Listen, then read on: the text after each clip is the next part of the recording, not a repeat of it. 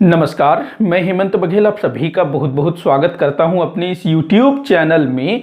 बंगाल के governor general Lord Cornwallis के विषय में हम लोग पढ़ रहे थे, जिसके अंतर्गत आज के इस वीडियो में हम पढ़ने वाले हैं स्थायी बंदोबस्त, जो कि लॉर्ड कॉर्नवालिस द्वारा लागू किया गया था। तो जानेंगे हम लोग स्थायी बंदोबस्त के बारे में कि किस प्रकार से लॉर्ड कॉर्नवालिस ने भू राजस्व व्यवस्था में सुधार करते हुए स्थायी बंदोबस्त व्यवस्था को लागू किया था। इस व्यवस्था में मतलब किस प्रकार की यह व्यवस्था थी, इसके क्या उद्देश्य थे, क्या लाभ थे, क्या हानियां थी, ये सारा कुछ हम लोग इस वीडियो में डिस्कस करेंगे। तो आप लोग वीडियो को आखिर तक जरूर देखिएगा, अच्छा लगे तो लाइक और शेयर भी करिएगा। तो चलिए टॉपिक को शुरू करते हैं। स्थायी बंदोबस्त, तो देखिए सबसे पहले ना आप लोग ये जो स्थायी बंदोबस्त है, इसके नाम को थोड़ा सा अच्छे से याद कर लीजिएगा, क्योंकि यहां से भी प्रश्न पूछा जाता है। सबसे पहला तो स्थायी बंदोबस्त पूछा जाता है, स्थायी बंदोबस्त किसके द्वारा लागू किया गया था? तो लॉर्ड कॉर्नवालिस ने जो है स्थायी बंदोबस्त व्यवस्था को लागू किया था। इसके अलावा इस व्यवस्था का जो दूसरा नाम मिलता है, एक मिलता है स्तमरारी व्यवस्था। थोड़ा सा अलग है ये स्तमरारी, ये सीधा सीधा पूछ देता है कि स्तमरारी व्यवस्था का संबंध किससे है। स्तमरारी व्यवस्था, स्थायी बंदोबस्त तो अधिकतर बच्चों को याद होता है, लेकिन यहां पर कंफ्यूज हो जाते हैं। माफी चाहूंगा, मैं उल्टा पुल्टा लिख रहा हूं, बोलते हुए लिखने में थोड़ा सा दिक्कत हो रहा है, पता नहीं क्यों। तो स्तमरारी व्यवस्था या फिर स्थायी बंदोबस्त दोनों एक ही चीज है। कई बार ये पूछा गया है स्तमरारी व्यवस्था क्या है, तो अधिकतर बच्चे क्या पढ़े रहते हैं, स्थायी बंदोबस्त। तो यहां पर गलत करके आ जाते हैं। स्थायी बंदोबस्त हो या स्तमरारी व्यवस्था हो, एक ही चीज है। इसके अलावा इसको बोला जाता है जमींदारी व्यवस्था, क्योंकि यह जो व्यवस्था है जमींदारों के साथ की गई थी। तो स्थायी बंदोबस्त, स्तमरारी व्यवस्था, जमींदारी बंदोबस्त या जमींदारी व्यवस्था, इसके अलावा अंग्रेजी में इसको बोलेंगे परमानेंट सेटलमेंट। तो ये नाम आप लोग याद रखिएगा। किसने शुरू किया था? तो लॉर्ड कॉर्नवालिस द्वारा इसको शुरू किया था। तो क्यों शुरू किया गया था, मतलब ये जो स्थायी बंदोबस्त है किस लिए शुरू किया गया था? ये भूराजस्व व्यवस्था था ना, भूमि कर वसूल करने की व्यवस्था। तो क्या लॉर्ड कॉर्नवालिस के पहले भूराजस्व वसूल नहीं किया जाता था? किया जाता था। जो वॉरेन हेस्टिंग्स था, जिसके बारे में हम लोगों ने पढ़ा, तो वॉरेन हेस्टिंग्स ने क्या किया था, उसने नीलाम व्यवस्था को लागू किया था। शुरुआत में उसने 5 वर्ष के लिए भू क्षेत्रों को नीलाम किया। 5 वर्ष के लिए किसी व्यक्ति को ठेका दे दिया, मतलब बहुत सारे व्यक्तियों को। मान लो कि ये बंगाल है, तो ये अलग अलग क्षेत्र है, ये कोई क्षेत्र हुआ, ये कोई क्षेत्र हुआ, तो अलग अलग क्षेत्रों को अलग अलग व्यक्तियों को ठेके पर दे दिया गया, नीलाम किया जाता था। शुरुआत में 5 वर्ष के लिए ठेका दिया जाता था, बाद में 5 वर्ष वाला जो है अच्छे से काम नहीं किया, तो वॉरेन हेस्टिंग्स ने क्या किया, 1 वर्ष वार्षिक ठेका पद्धति को शुरू किया। ये सब कुछ हम लोगों ने वॉरेन हेस्टिंग्स वाले वीडियो में पढ़ा हुआ है।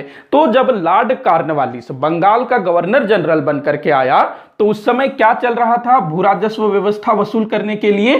तो वही वार्षिक ठेका वाली व्यवस्था चल रही थी। ध्यान रखेंगे, वार्षिक ठेका मतलब कि अंग्रेज क्या करते थे, हर वर्ष इन क्षेत्रों का, ये जो भू क्षेत्र है, इन क्षेत्रों को नीलाम करते थे। और जो भी अधिक बोली लगाता, मतलब कि कोई बोलता इस क्षेत्र के लिए, एक उदाहरण के लिए ले लेते हैं, बोलता कि मैं इसमें से इतना वसूल करके दूंगा, कोई बोलता मैं 500 वसूल करके दूंगा, कोई बोलता मैं 600 वसूल करके दूंगा। तो जो अधिक बोली लगाएगा उसको वहां का ठेका मिल जाता था। कितने समय के लिए? 1 वर्ष के लिए। तो आप लोगों ने देखा होगा मूवी वगैरह में नीलामी किस तरह से होती है, तो उस टाइप से होता था। तो वार्षिक ठेका, 1 वर्ष के लिए उस व्यक्ति को ठेका मिल जाता था, और वो जो है वहां के किसानों से राजस्व वसूल करके किसको देता था? अंग्रेजों को देता था। तो ये किसके समय की व्यवस्था थी? वॉरेन हेस्टिंग्स के समय की व्यवस्था थी। लेकिन लॉर्ड कॉर्नवालिस जब बंगाल का गवर्नर जनरल बनकर के आया, तो उसके शुरुआती लगभग 4 वर्षों तक यही व्यवस्था चलती रही। देखो, जो लॉर्ड कॉर्नवालिस था ना, इसको जब बंगाल का गवर्नर जनरल नियुक्त किया गया, तो जो कंपनी के डायरेक्टर थे, उन्होंने स्पेशली ऑर्डर दिए थे, आदेश दिए थे कि भैया ये जो भू राजस्व व्यवस्था है ये अस्त व्यस्त हो गया है, इससे हमको उतना मुनाफा नहीं हो पा रहा है जितना होना चाहिए। तो तुम जो है वहां जाकर के इस चीज को सुधार करोगे, कोई इसका स्थायी हल निकालोगे कि कंपनी को जो है एक निश्चित आय मिलती रहे और ज्यादा जो है परेशानी भी ना हो। तो लॉर्ड कॉर्नवालिस जैसे ही बंगाल आया तो उसने जो है सारी स्थिति का अध्ययन करना शुरू किया, जांच पड़ताल करना शुरू किया कि ये जो वार्षिक ठेका है क्यों सही तरीके से काम नहीं कर रही है। तो देखो क्या क्या इसमें खामियां थी। सबसे पहला चीज तो ये था कि ये वार्षिक था, मतलब कि जो कंपनी है ब्रिटिश ईस्ट इंडिया कंपनी को, उसको हर साल नीलाम करने की व्यवस्था करनी पड़ती थी। मतलब कि जो भी जमींदार हैं, ठेकेदार हैं, वो उनको इकट्ठा करना होता रहा होगा। फिर वही जो मूवी में आप लोगों ने देखा होगा कि इसका इतनी राशि इसके लिए लगाई जाती है, तो कोई बोलेगा 100 रुपए, 100 रुपए 1, 100 रुपए 2, 100 रुपए 3, इस टाइप से होता है ना।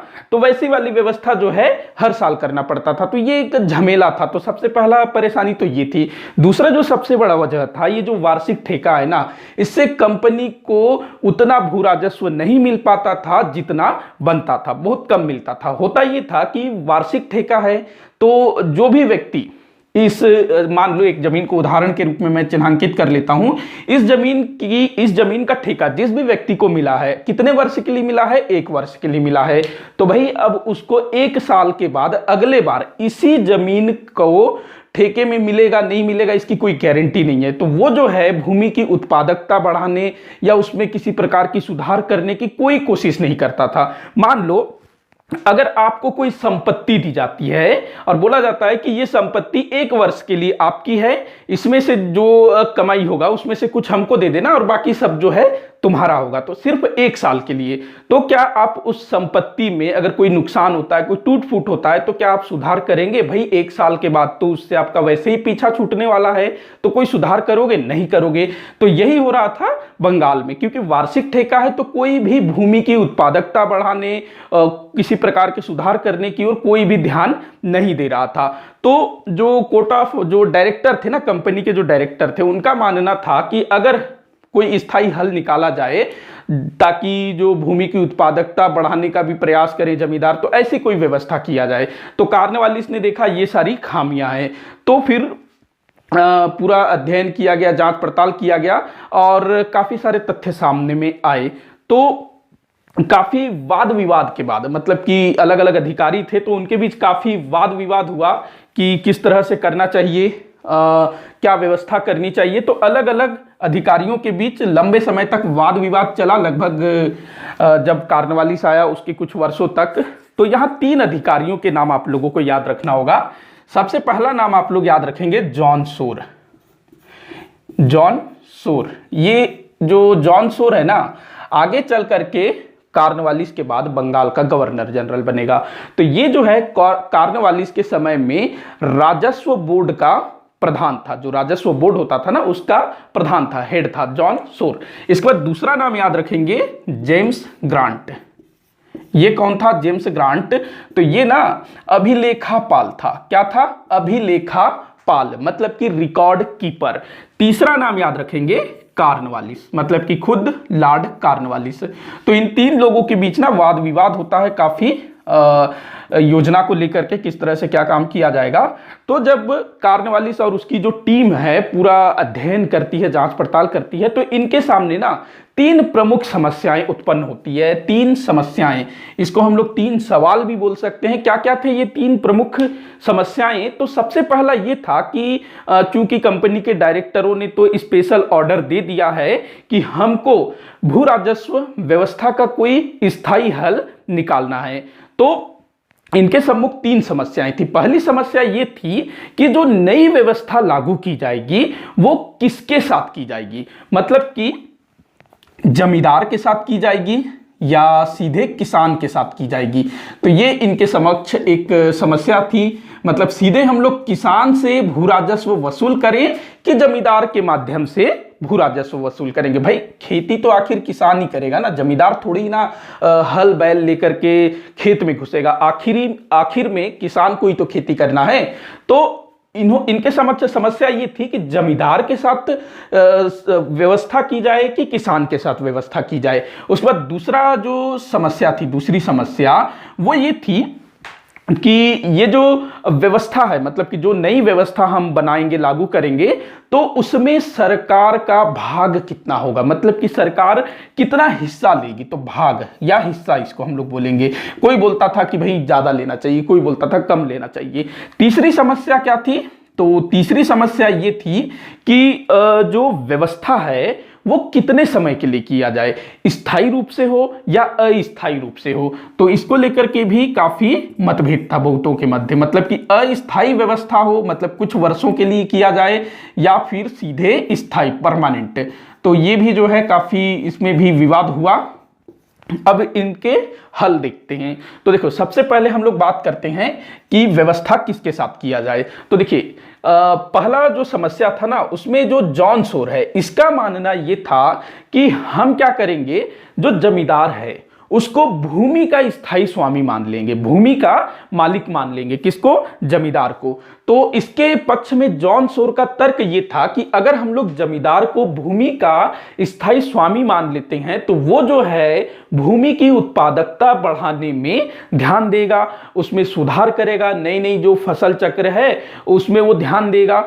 तो ये किसका मानना था? जॉन सोर। और जॉन सोर का जो मत था ना, इसका जो मत था, उसके हिसाब से क्या था कि अगर हम जमींदार को भूमि का स्वामी मान लेते हैं, मालिक मान लेते हैं। देखिए, आप अगर किसी चीज के मालिक हैं, आपके पापा मतलब आपके जो पिताजी हैं, आपके घर के मालिक हैं, वो जो हैं अपने घर को या उनके पास जो भी खेती बाड़ी होगी, जमीन होगा, उसको आप भाइयों में बांट सकते हैं ना। तो ठीक यहां पर भी यही था, जमींदार जो कि भूमि का स्वामी मान लिया जाएगा जॉन सोर के हिसाब से, तो वो जो है अपने अधिकार में जो भी भूमि होगी उसको अपने उत्तराधिकारियों में बांट सकता है, किसी को गिफ्ट कर सकता है, इसके अलावा उसको जरूरत पड़े तो वो उसको गिरवी भी रख सकता है। ये जो है जॉन सोर के हिसाब से। वही जेम्स ग्रांट का जो मत था ना इस बारे में, उसका थोड़ा सा अलग था। जो जेम्स ग्रांट है ये बोलता है कि जो बंगाल की जो भूमि है, इसके अलावा भारत में जो भी भूमि अंग्रेजों के अधिकार में है, वो सब ब्रिटिश सरकार की है, मतलब कि ब्रिटिश ईस्ट इंडिया कंपनी की है, सरकार की है, अंग्रेजों की है। तो वहां पर हम जमींदार को भूमि का स्वामी नहीं मान सकते। भूमि का स्वामी कौन है? अंग्रेज, मतलब कि कंपनी है भूमि का स्वामी। जो जमींदार होगा वो केवल और केवल कर संग्रह करने वाला होगा अंग्रेजों की तरफ से, मतलब कंपनी की तरफ से जमींदार जो है केवल कर संग्रह करने का काम करेगा, उसको उस कार्य के बदले कमीशन दिया जाएगा। ये किसका मानना था? जेम्स ग्रांट का मानना था। तो यहां पर एक चीज देखिएगा, किसान जो खेती करेगा उसका कोई नाम नहीं ले रहा था। असल में तो काम तो इसी को करना है ना, जो भी मेहनत है, हल चलाना है, वो तो इसी को करना है। लेकिन बात किसकी हो रही है? जमींदार की। तो यहां पर जेम्स ग्रांट जो है संपूर्ण भूमि को कंपनी का स्वामित्व मानता है, जबकि जॉन सोर जो है जमींदार को भूमि का स्वामी मानने के पक्ष में था। अब यहां पर जो कार्नवालिस था, जो कि गवर्नर जनरल था, तो ये जो है जॉन सोर का पक्ष लेता है। क्यों? क्योंकि जो कार्नवालिस है ये ब्रिटेन का जमींदार था, मतलब कि ब्रिटेन के किसी हिस्से का जमींदार था। देखो, ब्रिटेन में ना उस समय जमींदारी व्यवस्था बहुत चलती थी उस टाइम पे, और जो जमींदार वर्ग था ना वो ब्रिटेन के जो शासक वर्ग थे उनके काफी स्वामी भक्त थे। तो कार्नवालिस का परिवार भी जमींदार परिवार था, ये खुद कार्नवालिस जमींदार था। तो ये इस चीज को समझता था कि अगर जमींदार को स्वामी मान लिया जाए तो वो काफी कुछ कर सकता है। तो ये जॉन सोर के पक्ष में चला जाता है, और यही होता है आगे, जमींदार को भूमि का स्वामी मान लिया जाता है। अब आते हैं दूसरे समस्या की तरफ, मतलब कि सरकार का भाग कितना होना चाहिए। तो यहां पर जो जेम्स ग्रांट है ये क्या बोलता है कि सन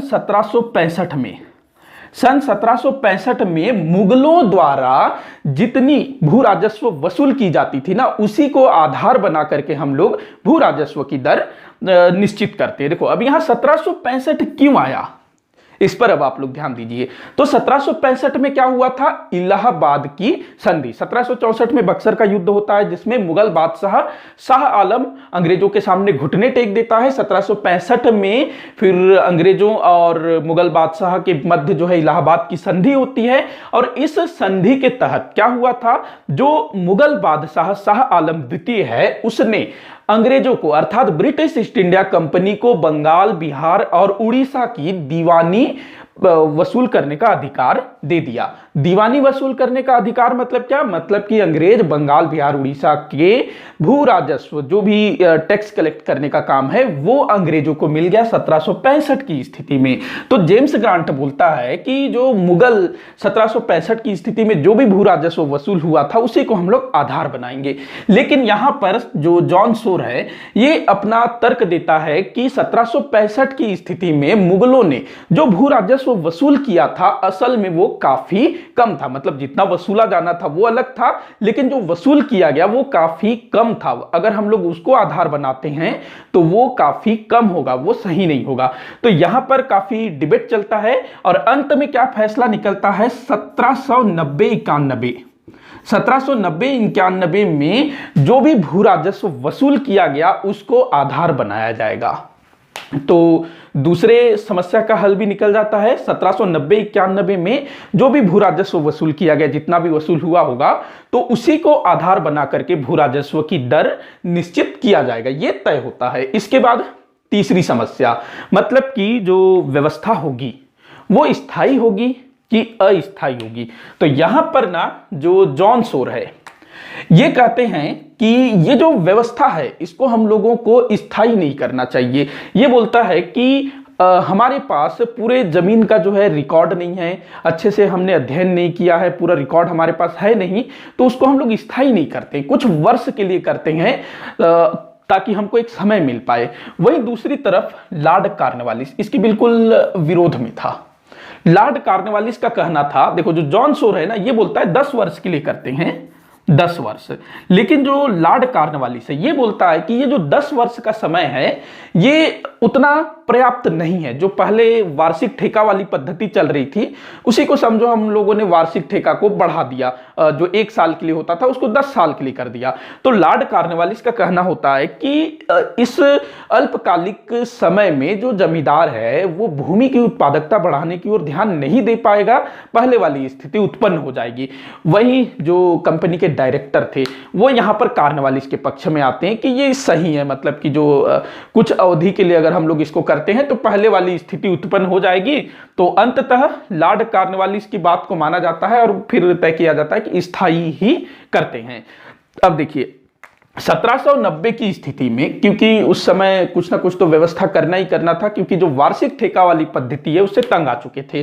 तो 1790 में जो जॉन सोर जो बोल रहा था 10 वर्ष, उसको लागू कर दिया जाता है। कब? 1790 में। मैं इस तरफ फिर से लिख देता हूं, 1790 में 10 वर्ष के लिए जमींदारों के साथ अनुबंध किया जाता है। कब? 1790 में। ध्यान रखेंगे 1790 में जमींदारों के साथ 10 वर्ष के लिए अनुबंध किया जाता है। इसके बाद 3 वर्ष के पश्चात 3 मार्च नहीं, ये माफी चाहूंगा, ये 22 मार्च 1793 को इसी व्यवस्था को जो अपने क्या कहते हैं जॉन सोर ने बनाई थी ना, इसी व्यवस्था को स्थायी कर दिया जाता है। माफी चाहूंगा, बंदोबस्त नहीं, जो व्यवस्था 1790 में 10 वर्ष के लिए लाई गई थी जॉन सोर के कहने पर, तो उसको जो है 22 मार्च 1793 में स्थायी कर दिया जाता है। कब? 22 मार्च 1793। डेट भी आप लोग याद रखिएगा, क्योंकि अब ना ये सन बहुत कम पूछ रहा है। ये सन पूछेगा तो बहुत सरल है, बक्सर की लड़ाई कब हुई थी, पानीपत का तीसरा युद्ध कब लड़ा गया था। अब जो है सीधा डेट पूछ रहा है, तो ध्यान रखेंगे इस चीज को भी। 22 मार्च 1793 को इस 10 वर्ष वाली व्यवस्था को स्थायी कर दिया जाता है और यहीं से इस व्यवस्था का क्या नाम हो जाता है? स्थायी बंदोबस्त। देखो 1790 वाली व्यवस्था को हम स्थायी बंदोबस्त नहीं कह सकते क्योंकि ये 10 वर्ष के लिए लाई गई थी, लेकिन 1793 में इसको जो है एक अधिनियम लाया जाता है, उसके द्वारा इस व्यवस्था को स्थायी कर दिया जाता है। इसके बाद ये जो व्यवस्था है क्या कहलाएगी? स्थायी बंदोबस्त। तो आप लोगों को चीजें समझ में आ रही होगी। तो इस प्रकार से 22 मार्च 1793 को स्थायी बंदोबस्त लागू हो जाता है और ये जो व्यवस्था है, स्थायी बंदोबस्त कहां कहां लागू हुआ था यह भी इंपॉर्टेंट है। तो लगभग पूरे बंगाल प्रांत का जो भी क्षेत्र है ना वहां ये लागू हुआ था। इसके अलावा जो आज का जो उत्तर प्रदेश है ना, जो बनारस वाला जो क्षेत्र है उस तरफ भी ये स्थायी बंदोबस्त व्यवस्था को लागू की गई थी। इसके अलावा कर्नाटक के कुछ उत्तरी भागों में भी इस व्यवस्था को लागू किया गया था। अच्छा, ये टोटल ना ब्रिटिश भारत का उस समय की स्थिति में जो भी अंग्रेजों के अधिकार में था भारत में, तो 19% क्षेत्र होता है, ध्यान रखेंगे 19%। पूछा जा सकता है ये भी, 19% क्षेत्र में यह स्थायी बंदोबस्त व्यवस्था लागू की गई थी। और ये जो 19% क्षेत्र था ना, वो क्षेत्र था जो बहुत ज्यादा उपजाऊ था। देखो, जो बंगाल वाला जो क्षेत्र है, बनारस वाला जो क्षेत्र है, गंगा यमुना का दोआब, बंगाल अगर हम लोग देखें तो वहां पर गंगा ब्रह्मपुत्र कितनी सारी नदियां हैं। आज के समय में भी आप लोग देखोगे ना, ये सारे क्षेत्र बहुत ज्यादा उत्पादक हैं, अच्छी अच्छी फसलें होती है यहां पर।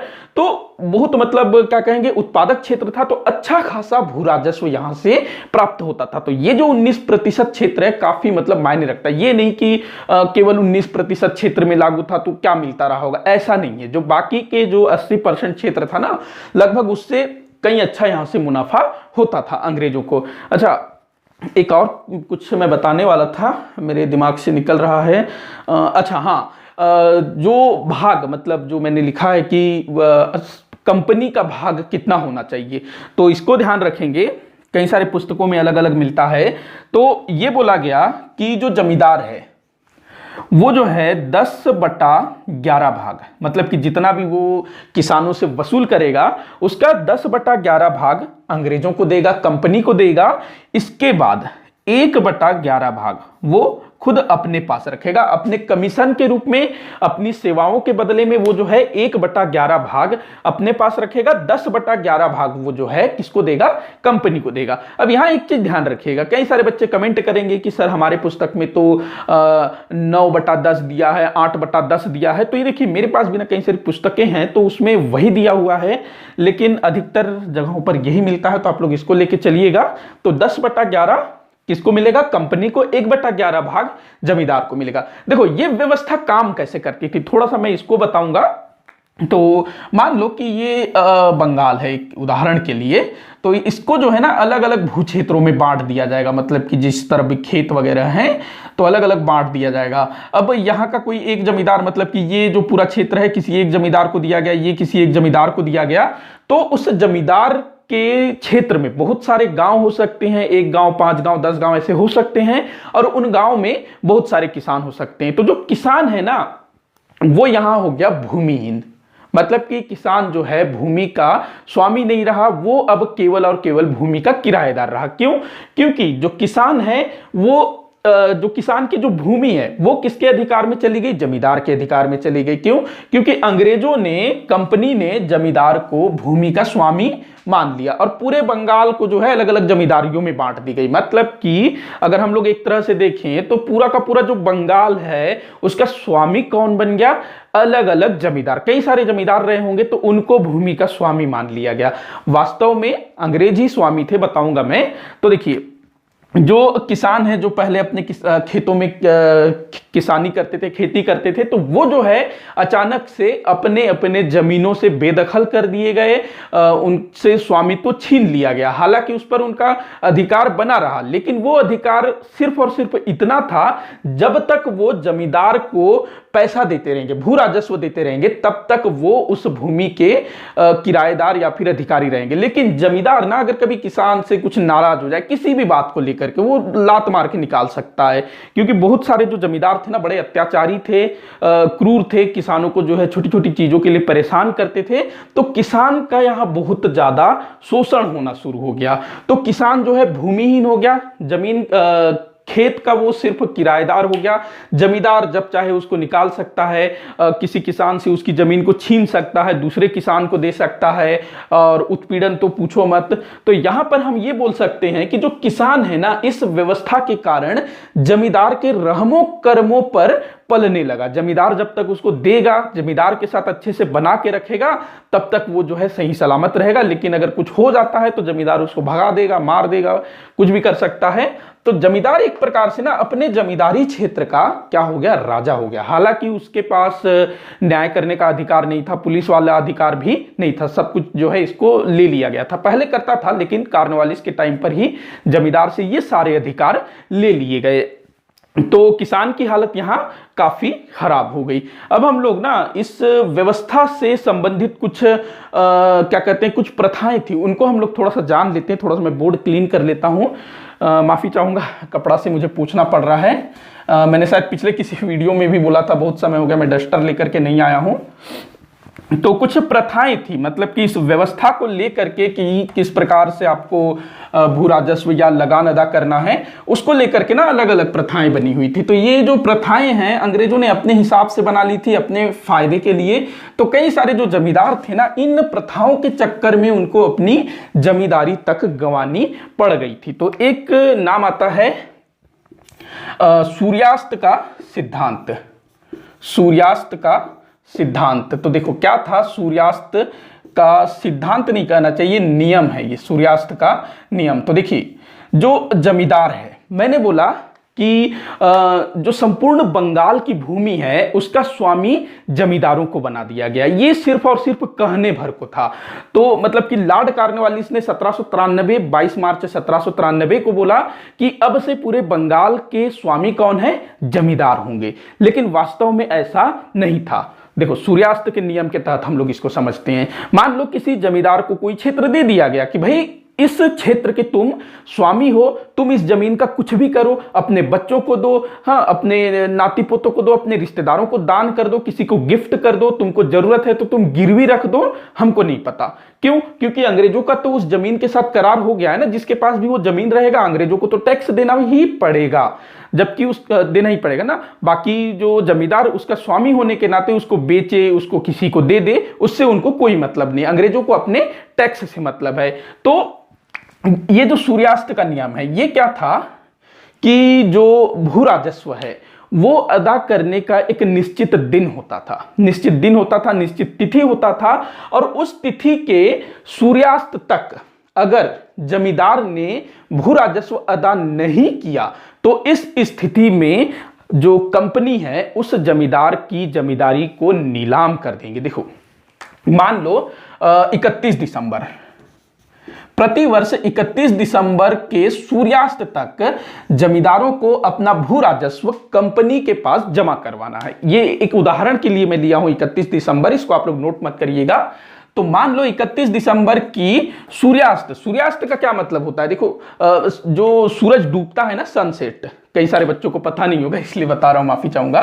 तो सूर्यास्त, जब सूरज ढलता है, शाम का जो समय होता है, तो 31 दिसंबर के सूर्यास्त तक जमींदारों को भू राजस्व जमा कराना है। अब मान लो कोई जमींदार किसी भी कारणवश, वो सही मतलब वो बैलगाड़ी में अपना लेकर के आ रहा था या कुछ भी हो, वो जो है 31 दिसंबर के सूर्यास्त तक जहां भी भू राजस्व अदा करना है वहां नहीं पहुंच पाता है। तो ऐसी स्थिति में क्या था, कंपनी जो है उस जमींदार के जमींदारी को हड़प लेगी, उस जमींदार को जो भी क्षेत्र दिया है ना उसको हड़प लेगी और उसको नीलाम कर देगी। और नीलामी में जो भी व्यक्ति उस क्षेत्र को खरीद लेगा वो फिर उसका स्वामी होगा। तो देखो एक झटके में जमींदारों को भूमि का स्वामी बना दिया गया। वही एक झटके में अगर वो भू राजस्व टाइम पर नहीं दे पाते हैं तो उनसे भूमि का स्वामित्व छीन लिया जाएगा। तो ऐसे में अगर हम देखें तो कहने भर को जो जमींदार थे, भूमि के स्वामी थे, कब तक, जब तक वो टाइम पर भू राजस्व अदा करेंगे। अगर टाइम पर वो भू राजस्व अदा नहीं करते हैं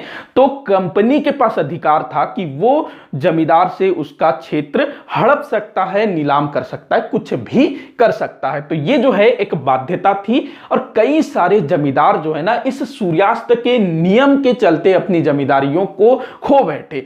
शुरुआती सालों में जो 1793 में ये लागू हुआ ना, तो शुरुआती कुछ सालों में 15-20 सालों में ये जो चीज है ना बहुत देखने को मिला। क्यों? क्योंकि नई वाली व्यवस्था थी, जमींदारों को भी समझने में थोड़ा सा समय लगा होगा, लेकिन धीरे धीरे जब जमींदार इस व्यवस्था को समझने लगे ना, फिर वो अंग्रेजों के एकदम चाटुकार बन गए थे। तो ये सूर्यास्त का नियम था। इसके अलावा एक और प्रथा देखने को मिलती है दूरवर्ती जमींदारी प्रथा।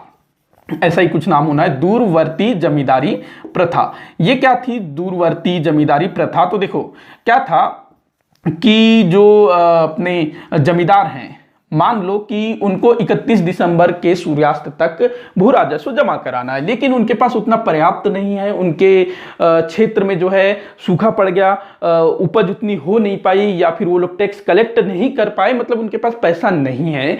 तो क्या हो सकता है कि जो जमींदार है वो क्या करने लगे, अपने भू क्षेत्र को किसी बड़े शहर में, चाहे कलकत्ता हो, ढाका हो, कहीं भी जहां भी कोई साहूकार है, बड़ा पैसे वाला कोई बंदा है, तो उसके पास जाकर के अपने जमींदारी को, अपने भू क्षेत्र को वो क्या करेगा, गिरवी रखेगा कि भैया ये मेरे जमीन के कागजात हैं, रखो और मेरे को जो है पैसा दे दो।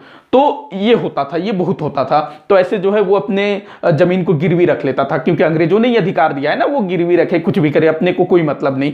तो ऐसे ना बहुत सारे जमींदारों के जमीन के जो कागजात थे, पेपर थे, वो बड़े बड़े नगरों में जो बड़े बड़े साहूकार थे, जो पैसा वैसा देते थे, उनके पास जमा था। तो इसी को क्या बोला जाता है, दूरवर्ती जमींदारी प्रथा। मतलब कि जमीन के कागजात कहां गिरवी पड़े हुए हैं, दूर पड़े हुए हैं, और जो भू क्षेत्र है उसमें जो है किसानों के साथ शोषण हो रहा है, इस टाइप की चीज भी थी। तो गिरवी रख के वो जो है जमींदार 31 दिसंबर मतलब कि सूर्यास्त से पहले अपना भू राजस्व अदा कर लेगा। तो इस टाइप से कुछ प्रथाएं थी, कुछ नियमें थी। इसके बाद हम लोग थोड़ा सा ये देख लेते हैं कि ये जो इस व्यवस्था से क्या लाभ हुआ, किसको लाभ हुआ, किसको हानि हुआ। तो देखिए, अगर हम लोग एक शब्द में देखें ना, तो ये जो स्थायी बंदोबस्त है, इससे सबसे ज्यादा किसको लाभ हुआ? तो देखो, अंग्रेजों को लाभ नहीं हुआ। शुरुआत में हुआ अंग्रेजों को लाभ, बहुत लाभ हुआ, लेकिन लंबे समय के लिए, मतलब आगे कालांतर में ना, इस व्यवस्था से अंग्रेजों को नुकसान उठाना पड़ा। तो किसको फायदा हुआ? जमींदारों को। देखो, जो जमींदार वर्ग है ना, वो इससे बहुत ज्यादा फायदे में रहा। कैसे? तो देखो, शुरुआत के कुछ वर्षों में जमींदारों को थोड़ी तकलीफ हुई, लेकिन जो सह गया वो आगे फिर बड़ा ऐशो आराम से जीवन व्यतीत करने लगा। क्या था कि जमींदारों को बोला गया कि भाई तुम जो है जमीन के स्वामी हो, अपना जमीन जो चाहे वो करो, अपने को कोई मतलब नहीं, बस हमको सूर्यास्त से पहले जो भी निश्चित तिथि है, हमारा पैसा पहुंच जाना है। तो देखो, जो 1793 में जो भू राजस्व की दर तय की गई थी, उसका आधार क्या था? 1790-91 में जो भी भू राजस्व वसूल किया गया था, उसको आधार बनाया गया था, और वही जो है स्थायी रूप से लागू कर दिया गया। जो 10/11, 1/11 वाला जो था, उसी को स्थायी रूप से लागू कर दिया गया। तो जो जमींदार थे ना, वो अगर उस ज्यादा वसूल कर लेते थे, तो जो अतिरिक्त वसूल किया गया पैसा होता था, वो जमींदार के पास होता था। इसके अलावा कई सारे ऐसे भू क्षेत्र थे जो 1793 की स्थिति में बंजर थे, मतलब कि खेती के योग्य नहीं थे, कृषि योग्य नहीं थे। तो जमींदार ने उसको क्या किया? खेती के योग्य बनाया। मतलब कि कोई जंगल वंगल रहा, कोई फालतू का मैदान रहा होगा, तो उसको खेती के योग्य बनाया, और वहां से जो आय प्राप्त होती थी वो किसके पास जाती थी? जमींदार के पास। इसके अलावा जो किसान होते थे, जो जमींदार के रहमो करम पर पल रहे थे, वो जमींदार को एक तरह से अपना सब कुछ मानते थे, अन्नदाता, माई बाप, भगवान, राजा, सब कुछ मानते थे। तो जो भी छोटी छोटी समस्याएं हैं, वो जमींदार के पास जाते थे, उसके एवज में उसको कुछ देते रहे होंगे। आप लोगों ने देखा होगा, पुरानी प्रेमचंद की कहानियों में देखिएगा, उसमें जमींदार के बारे में बड़ा दिखाया गया है, जमींदार कैसा होता है, किसान का किस तरह से शोषण। तो मुंशी प्रेमचंद जी की कहानियों में पढ़िएगा, ये आपको देखने को मिलेगा। तो इसके अलावा जमींदार के यहाँ कोई फंक्शन होता, तो वहां पर जो किसान हैं वो फोकट में काम करते थे, फ्री में काम करते थे, साग भाजी आ जाता था, कई सारी चीजें होती थी। तो एक प्रकार से जो जमींदार है ना, वो बढ़िया मजे का जीवन व्यतीत कर रहा था। जमींदार जो काफी मोटा मुनाफा कमा रहा था, अंग्रेजों को जो है उनका हिस्सा दे देता था, अतिरिक्त जो आय है वो खुद के पास होती थी। तो जमींदार जो है ना, धीरे धीरे क्या करने लगे, ग्रामीण क्षेत्रों को छोड़ करके बड़े बड़े नगरों में जाकर के बड़ी बड़ी कोठियां बना करके वहां रहने लगे। तो ये इनको बड़ा फायदा हुआ। अगर हम लोग बात करें अंग्रेजों की, तो देखो, अंग्रेजों को ना शुरुआत में बहुत फायदा हुआ। शुरुआत में इनको बहुत फायदा हुआ अंग्रेजों को, मतलब कि ब्रिटिश ईस्ट इंडिया कंपनी को शुरुआत में बहुत फायदा हुआ।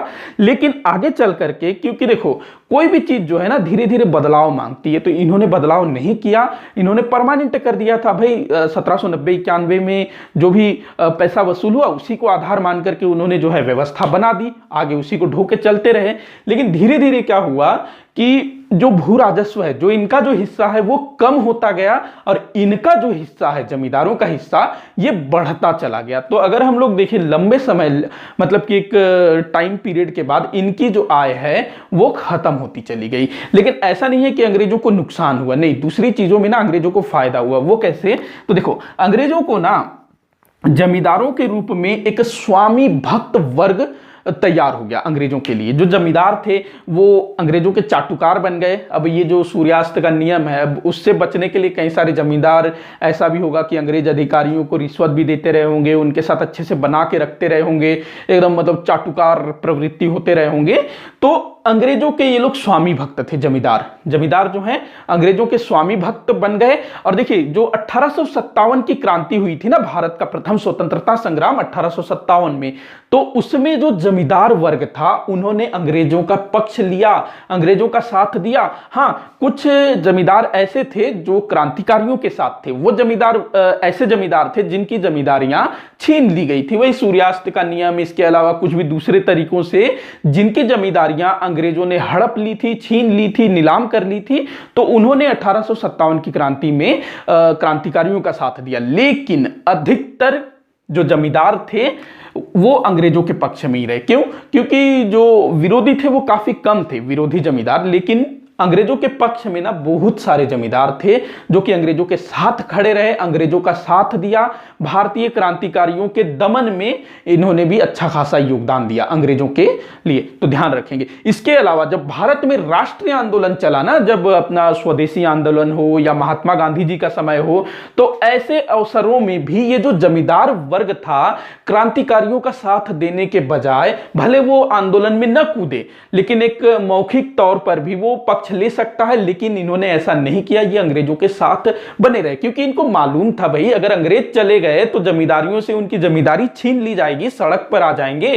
तो इसीलिए ये लोग जो है ना अंग्रेजों के पक्ष में थे।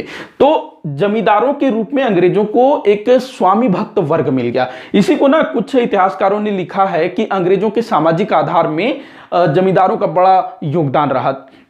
और कई सारे जो जमींदार के जो बच्चे हैं ना, कई सारे इतने बोलना चाहिए, सभी जमींदारों के जो बच्चे हैं वो फिर आगे चल करके ना विलायत पढ़ने गए, अंग्रेज मतलब इंग्लैंड पढ़ने गए। और वहां पर फिर उनका एक क्या कहेंगे ब्रेन वॉश होता गया, ऐसा हम लोग बोल सकते हैं, एकदम अंग्रेजीकरण।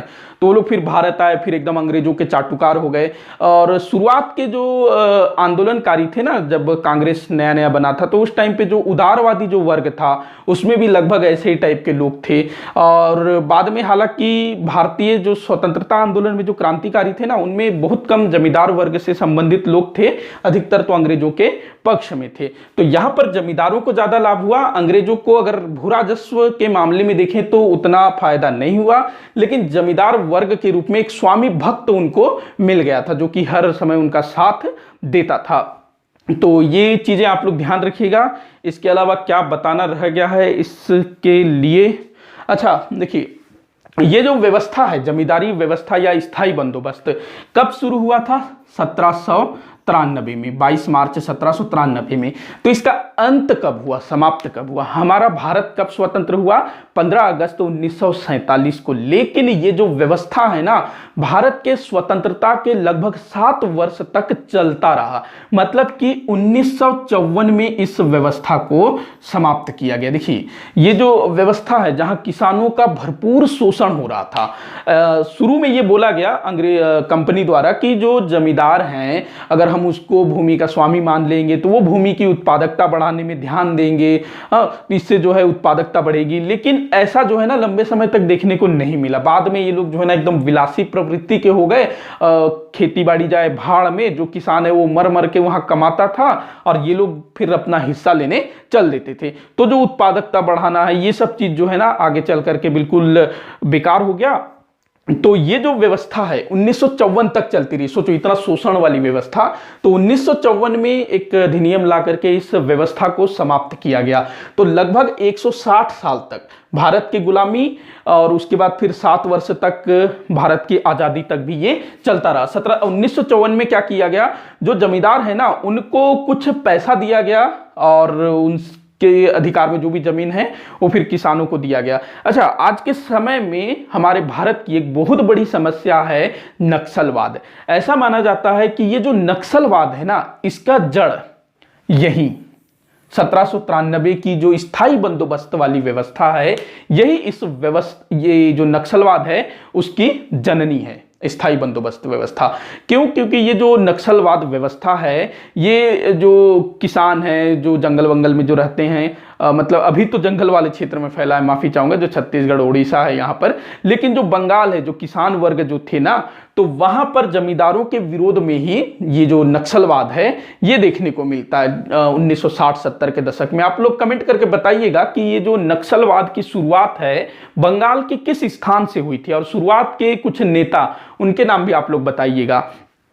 तो इसमें और बताना क्या छूट रहा है, लगभग सारी चीजें मैंने बता दी है। यहां से प्रश्न किस टाइप से पूछा जाएगा, कुछ प्रश्न तो सीधे सीधे पूछ लेते हैं कि भाई इस्तमरारी बंदोबस्त क्या है, कब लागू हुआ था, कब समाप्त हुआ था, ये सब पूछ लिया जाता है। या फिर ये सूर्यास्त का नियम, दूरवर्ती जमींदारी प्रथा, किसको ज्यादा लाभ हुआ था। इसके अलावा जो क्वेश्चन अधिकतर पूछा जाता है, आपको जो है बोल देगा कि स्थायी बंदोबस्त के संबंध में कुछ कथन दिए गए हैं, 4 5 7 कथन दे देंगे, उनमें से कौन सा सत्य है कौन सा सत्य है ये आप लोगों को बताना होगा।